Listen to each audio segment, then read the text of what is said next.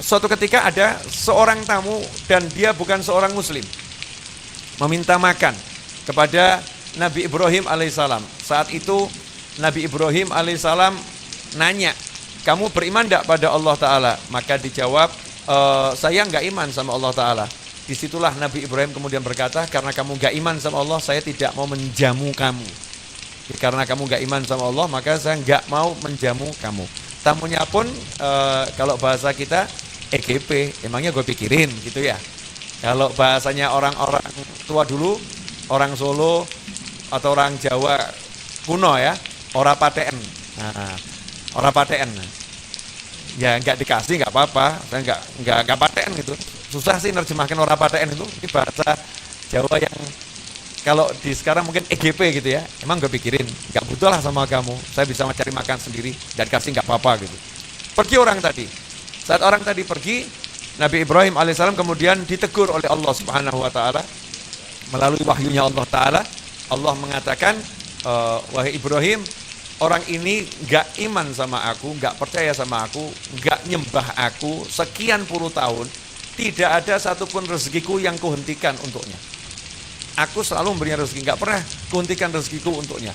Kamu baru didatangin sekali kok sudah nolak dia karena dia gak iman sama aku. Gak boleh seperti itu. Maka Nabi Ibrahim alaihissalam segera berlari ya mengejar orang tadi.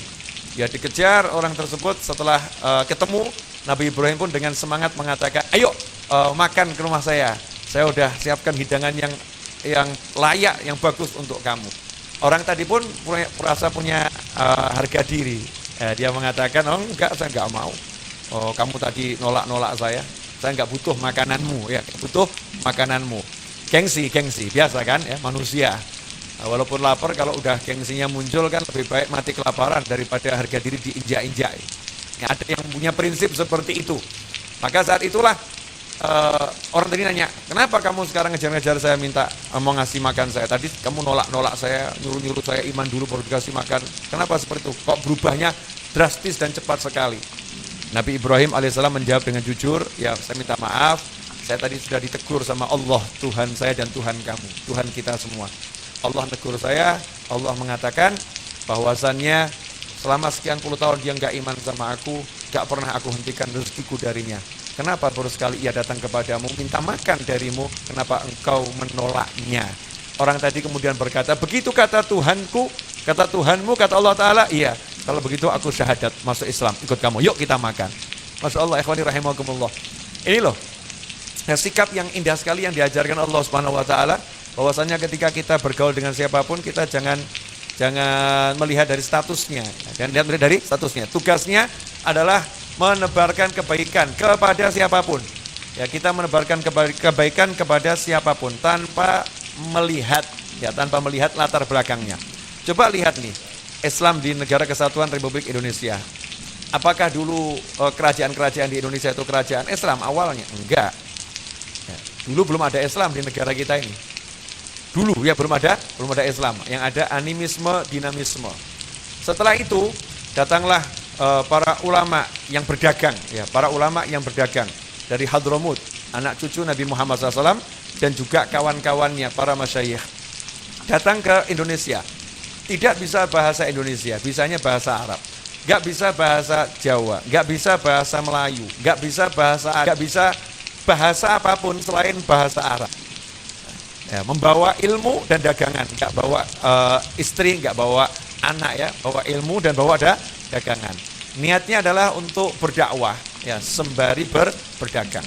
Hasilnya aneh, ya, tiba-tiba ulama-ulama Hadramut ini yang dari Yaman, dari Hadramut, tempat asal usul Islam di Negara Kesatuan Republik Indonesia, para habib dan para syekh ini bisa menjadikan dengan izin Allah Subhanahu wa Ta'ala negara kita menjadi umat Islam yang mungkin terbesar di dunia, dari Sabang sampai Merauke. Bagaimana beliau ini bisa diterima dengan baik? Jawabannya adalah tentu karena wajahnya menyenangkan, orangnya murah senyum, ya, orangnya luwes. Kalau tidak ya pasti udah diusir. Kenapa? Satu, bawa agama yang berbeda, bawa ajaran yang berbeda. Dua, orang asing, Arab, ya, orang Arab, orang asing, tampak sekali bedanya. Datang ke kerajaan-kerajaan di Nusantara, wajahnya asing, bahasanya asing, agamanya asing. Nah, tentunya kalau tidak menyenangkan pasti udah diusir ya, pasti udah dihajar ya. Pasti sudah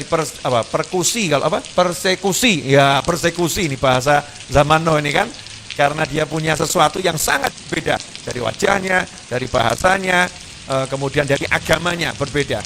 Tapi hasilnya kenapa bisa diterima dengan baik? Jawabannya adalah karena bangsa Indonesia adalah bangsa yang masyarakatnya indah, masyarakatnya hatinya bersih, masyarakatnya hatinya baik. Itu leluhur kita di Nusantara, orangnya baik-baik. Nah, orang baik-baik ketemu orang baik-baik. Ya, yang murah senyum ketemu yang murah senyum. Ya, yang pandai merunduk ketemu yang pandai merunduk. Berinteraksi dengan luas. Ya, duduk bersama, makan bersama. Tiba-tiba ulama-ulama ini bisa berbahasa Jawa, tiba-tiba bisa berbahasa Sunda, tiba-tiba bisa bahasa Aceh, tiba-tiba bisa bahasa tiba-tiba bisa berbahasa dengan bahasa-bahasa yang ada di Nusantara. Kenapa seperti itu? Karena pergaulannya indah. Ya, bergaul tanpa memandang latar belakang dengan luas. Ya, dengan luas. Dan luar biasanya ulama-ulama tersebut tiba-tiba diterima di kerajaan.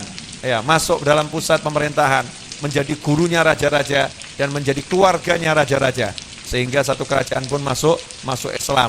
Ya, kemudian berubahlah wilayah yang sekarang kita kenal sebagai negara kita, Negara Kesatuan Republik Indonesia, Sumatera, Kalimantan, Aceh, Jawa, Madura, Bali, ya tiba-tiba banyak Islam di setiap wilayah tersebut adalah karena keluasan ya para ulama di dalam bergaul. Nah, saat ini ya, kita ini menjadi duta-duta. Nah, kalau sebagai Muslim, duta-duta Muslim, dai itu duta ya, utusan. Duta-duta Muslim yang menjadi dutanya Allah Subhanahu wa taala untuk menunjukkan untuk menunjukkan cara hidup yang benar itu seperti apa. Cara bergaul yang benar itu seperti apa. Cara menikmati makan yang benar seperti apa. Cara menikmati semuanya yang benar itu seperti apa.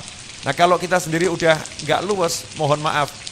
Ya, kalau saya masuk ke BSI kemudian CS-nya kok coro jani pun perengut, otomatis saya akan pindah ke bank yang lain. Ya, terus kalau saya masuk ke BSI, tellernya kok wajahnya cemberut gitu ya, saya nggak akan ke BSI lagi, saya akan ke tempat yang lain. Alhamdulillah, kalau BSI Solo ini, Pak Wawan dan semua stafnya, Masya Allah. Belum sempat saya ke BSI, BSI-nya udah ke rumah saya, Masya Allah. Ya, tapi nggak usah repot, Masya Allah itu ya. Kemudian kalau saya coba dalam modus penyamaran datang ke BSI gitu ya, mulai dari security-nya yang di depan itu sudah wajahnya senyum, ya wajahnya senyum. Mau apa? Mau ke teller atau mau ke CS, ya ngambil nomor antrian. Ini kan bukti kalau saya memang ke BSI. Ya, yang tahu begini kan hanya pelaku, bukan katanya, ya bukan katanya.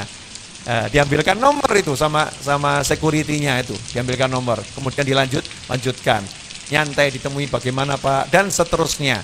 Cukup indah. Nah, kalau cukup indah seperti itu kan ya jadinya senang orang